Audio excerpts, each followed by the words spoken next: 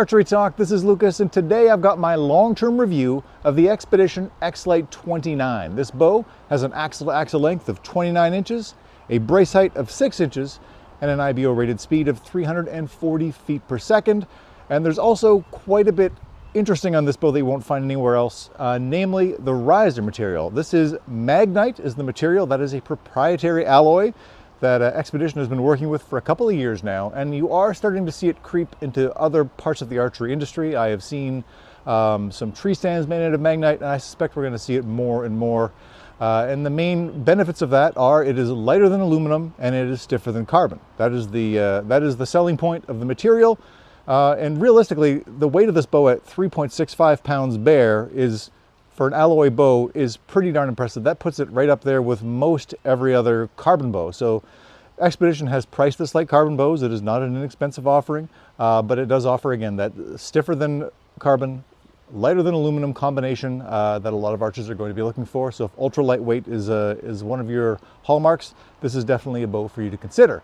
Let's look at features on this bow. First off, we've got these XB cams. On this 29-inch bow, those get range from 24.5 to 30 inches of draw length, so quite a bit of adjustability on there.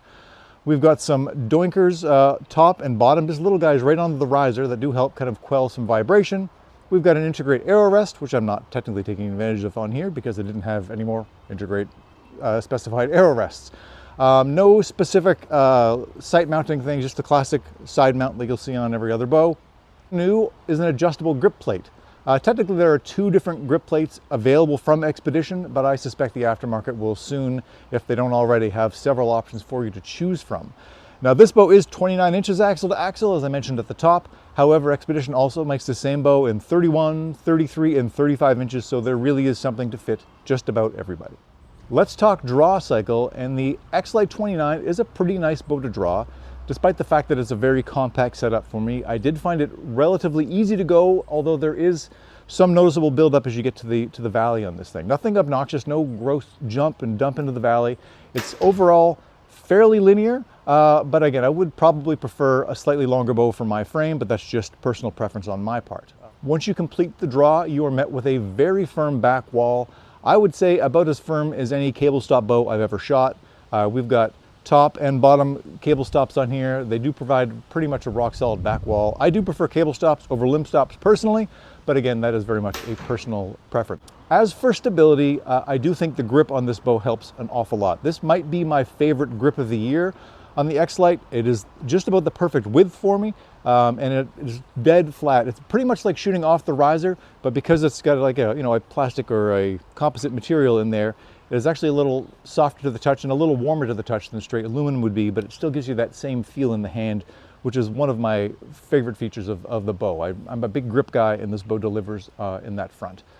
As for overall stability, for a 29-inch bow, it shoots great for me. I would probably prefer the 33 if I had to choose between the 4 different Xpeditions that they offer.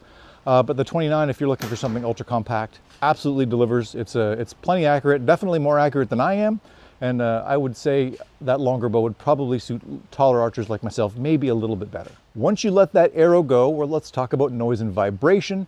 And often when you're talking about hyper lightweight bows, which this is comfortably under 4 pounds, you don't usually hear a lot of good things about, noise and vibration. But on this bow, it's quite the opposite for me. I was really pleasantly surprised at how little hand shock there was and how little noise there was after the shot. I'm guessing these doinkers help a little bit. These speed knocks on here probably help a little bit. It's overall a pretty good setup from Xpedition, and yeah, they're right in the mix amongst the quietest bows I've shot this year.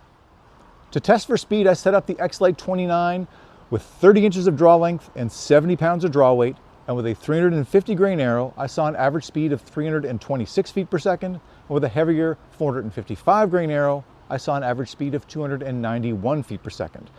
For me, with that heavier arrow, that is pretty close to ideal. I would actually probably knock off 2 or 3 pounds off of draw weight here to get that down to the exact kind of speed I'm looking for with fixed blade broadheads, which is usually around 280, 285 feet per second. But again, that's personal preference. Your mileage is going to vary. One area where this bow really stands out is the looks, at least in my mind. I absolutely love the flat dark earth finish, particularly the fact that the riser and limbs and cams all match. The strings are even pretty close to that same color. They've even got, you know, the roller guard, everything, and the roller guard arm, everything like that is set up to look the same color. That's a look I really like a lot personally. Obviously, you're going to have different opinions, but for me, this is the sharpest looking bow I've shot this year. I am seeing a little bit of wear on the strings, however, which is, you know, a little surprising because this bow is not a year old. I've had this for a couple of months. It's probably only had less than 1,000 shots through it. But I'm getting some string fuzz, nothing serious. There's nothing dangerous about this yet, but I am seeing some fuzz on the strings. You know, I'm not sure why entirely. Maybe they need a little bit of wax. I'm not someone who normally waxes my strings, but it's just something to keep an eye on. One possible area of concern for the Xpedition XLite 29 is the price tag. At $1,950, it is a full $500 more than any other bow I've tested this year. To be fair, however, this is priced very competitively with those flagship level carbon bows from Hoyt and PSC and things like that. So while it's hardly inexpensive, it is the same kind of weight as those bows, yet it still retains the same stiffness you'd get and durability you'd get out of an alloy bow. So, you know, if you want to get that next level material, which the Magnite is, you are going to have to pay for it.